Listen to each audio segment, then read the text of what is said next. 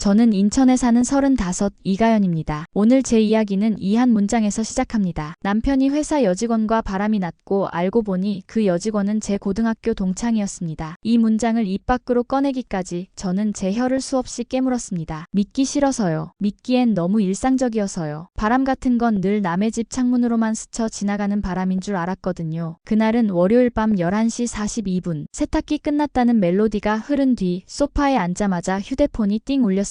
잠금 화면 위로 반쯤 떠오른 한 줄. 오늘도 고생했어요. 하트 내일도 파이팅. 보낸 사람 이름은 이니셜 J. 회사 단톡에서 자주 보던 막내 디자이너 정지까지 보였다 사라졌죠. 그 한 줄이 제 가슴을 스치는 순간 심장 박동이 반 템포 늦춰졌습니다. 저는 아무 말도 안 하고 화장실로 들어가 차가운 물로 손을 씻었어요. 손등을 타고 내려가는 물줄기만 또렷했습니다. 그날 밤 메모장에 한 줄 적었습니다. J 밤 11시 42분 하트. 그 작은 물음표 하나가 제가 제 편이 되는 첫 줄이었다는 걸 나중에 알았습니다. 다음날 남편 정민은 평소보다 더 지쳐 보였습니다. 요즘 프로젝트가 진짜 빡세. 그리고 습관처럼 말했죠. 잠깐만, 곧 정리할게. 이번만. 퇴근해서 현관에 들어온 정민의 셔츠에 익숙한 사무실 냄새 대신 짙은 로스팅 향이 배어 있었습니다. 차문 닫는 소리, 계단을 2칸씩 오르던 발소리, 문 비밀번호를 누르는 소리. 그날은 삑삑 2번 틀렸어요. 긴장이 번졌는지 손끝이 미세하게 떨리고 있더군요. 저는 아무 말 대신 기록했습니다. 로스팅 냄새 밤 10시 조금 넘어 비밀번호 2번 오입력. 감정은 증발하지만 기록은 남는다는 걸 믿어보기로 했습니다. 금요일 밤 세탁기에 넣으려다 남편 바지 주머니에서 영수증이 나왔습니다. 종이에서 잉크 냄새가 났어요. 성수 카페, 아인슈페너 2잔, 밤 11시 7분. 그 시각 정민의 톡에는 한남에서 야근 중이라는 보고가 있었죠. 저는 영수증을 펼쳐 식탁 위에 조심스레 눌러두었습니다. 컵은 2개, 시각은 늦은 밤, 거리도 정반대. 질문은 간단한데 대답은 길어질 것 같았습니다. 바로 묻지 않기로 했어요. 제가 최근에 배운 낯선 용기 때문입니다. 지금 묻는 순간 거짓 대답을 들을 확률이 높다. 거짓을 듣는 동안 흔적은 지워집니다. 그날 밤 저는 지도를 열고 회사 성수집을 선으로 연결했습니다. 그리고 마음속에 핀을 꽂았습니다. 여기. 다음 주 화요일 밤 정민이 샤워하는 사이 저는 주차장으로 내려갔습니다. 뒷좌석 안전벨트에 긴 머리카락 한 올이 걸려 있었어요. 손끝에 사각 감촉이 남았습니다. 블랙박스 SD카드를 살짝 뺐습니다. 방 불을 어둡게 낮추고 컴퓨터에 꽂아 재생. 흐릿한 조명 아래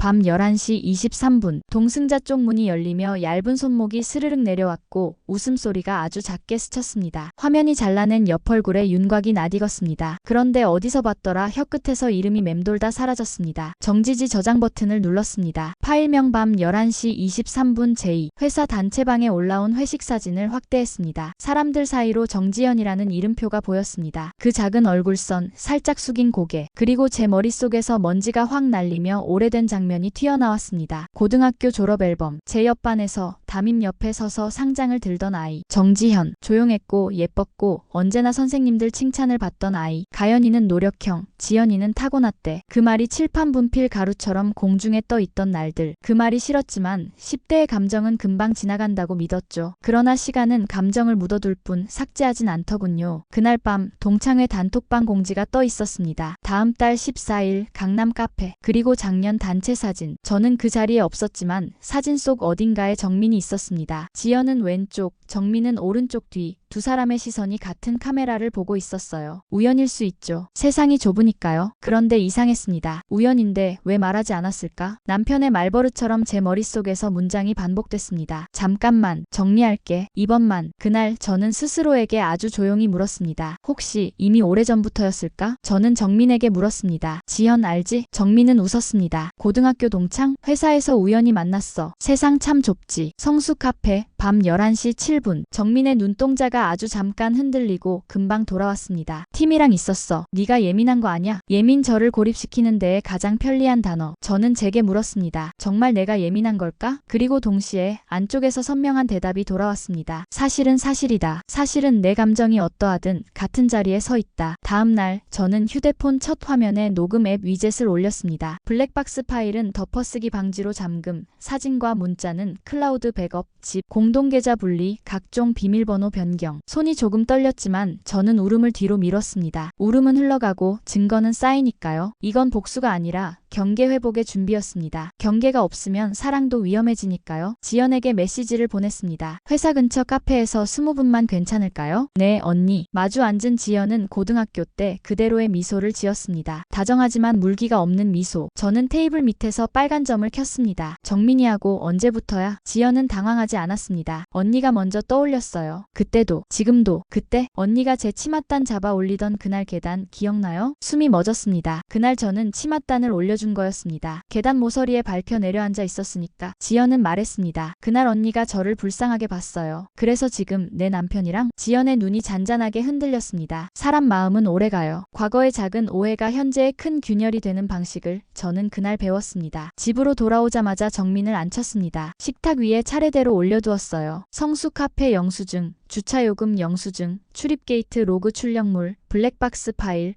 그리고 오늘의 녹음 일부. 정민의 손끝이 식탁 모서리를 더듬었습니다. 미쳤어? 이런 걸 왜? 이런 게 아니라 이건 내 인생이야. 잠시 침묵. 그리고 푹 꺼지는 어깨. 미안해. 그냥 위로받고 싶었어. 위로는 위로하는 사람에게 받는 거야. 위험에 밀어넣는 사람에게 받는 게 아니고. 그날 밤 저는 거실 불을 낮추고 소파에 앉아 오래 울었습니다. 눈물은 감정을 씻어내고 자리를 비워줍니다. 그 자리에 들어와야 할 것은 선택이었습니다. 다음 날 아침 저는 정민에게 말했습니다. 회사 윤리팀에 자가 신고해. 프로젝트에서 분리, 지연과 업무 접촉 금지. 그리고 그 사실을 네가 통보해. 정민은 머뭇거렸지만 결국 메일을 보냈고 저는 참조로 받아 송신 시각과 수신 확인을 캡처했습니다. 지연에게도 메시지를 보냈습니다. 이 메시지를 경계선으로 삼자. 다시 연락하지 말아줘. 네. 짧은 한 글자였지만 저는 그 한 글자에서 길고 깊은 공백을 보았습니다. 경계선은 누가 그어주는 게 아니라 우리가 긋고 지키는 것임을 확인했습니다. 그 주에 저는 공동계좌 해지, 카드 한도 분리, 핸드폰 백업을 끝냈습니다. 현관에는 전입신고 확인서와 혼인관계 증명서 사본을 파일에 꽂아 걸어두었습니다. 두 문서 사이에 작은 포스트잇을 끼웠죠. 사랑은 마음으로 지키고 경계는 문서로 지킨다. 손님들이 오면 묻습니다. 왜 이런 걸 벽에? 저는 웃으며 대답합니다. 이 집에서 제일 비싼 그림이라서요. 주말에 서랍을 뒤져 졸업앨범을 꺼냈습니다. 정지현의 사진을 손가락으로 가만히 짚었어요. 18회 우리가 얇은 종이 사이에 갇혀 있었습니다. 너는 노력형, 그 아이는 타고났어. 그 말이 우리를 영원한 대체제로 만들어 놓았을지도 모르겠습니다. 이제는 제 이름을 제자리에 놓기로 했습니다. 앨범을 덮고 바닥을 한번 닦았습니다. 창문을 열자 바람이 들어왔고 묵은 공기가 빠져나가는 소리가 아주 희미하게 들렸습니다. 사랑과 경계가 뒤섞일 때를 대비한 비상계획서를 만들었습니다. 만약 다시 흔들리면 상담 예약, 일시적 분리, 재정 독립순으로 간다. 핸드폰 메모 최상단에는 3줄을 고정했습니다. 울어도 된다. 다만 울음을 닫고 저장할 것. 사랑은 믿음으로, 증거는 절차로, 경계는 타협하지 말 것. 이 3줄이 그날 밤 제 등을 곧게 세워주었습니다. 다음 달 14일 동창회가 열렸습니다. 저는 가지 않았고 대신 알림을 껐습니다. 누군가는 그 자리가 치유라고 말하겠죠. 저는 알았습니다. 어떤 자리는 나를 치유하는 대신 상처를 다시 덧칠한다는 것을. 그날 밤 거실에서 조용히 차를 마시며 생각했습니다. 그 아이가 왜 나를 그렇게 기억하게 되었을까? 그리고 나는 왜 그 아이를 그렇게 오래 마음 한구석에 세워두었을까? 대답은 간단했습니다. 우리는 둘 다 제대로 말하지 못했던 날들이 있었다. 상담실에서 상담사가 말했습니다. 사람은 때로 오해를 붙잡고 자기 이야기를 만든다. 그 이야기가 길어질수록 현실은 이야기의 모양으로 휘어진다. 저는 고개를 끄덕였습니다. 제 이야기는 이제부터 제가 다시 쓰기로 했으니까요. 남이 준 상처로 쓰는 이야기가 아니라 제가 저를 지키는 이야기로. 정민과 저는 세 시점을 잡았습니다. 석 달, 6달, 12달. 각 시점마다 확인 질문을 적었습니다. 나는 안정을 느끼는가? 경계선은 지켜지고 있는가? 사과는 행동으로 이어졌는가? 사랑이 끝났다고 단정하지 않았고 다시 시작한다고도 말하지 않았습니다. 다만 오늘을 지키기로 했습니다. 오늘을 지키는 사람만이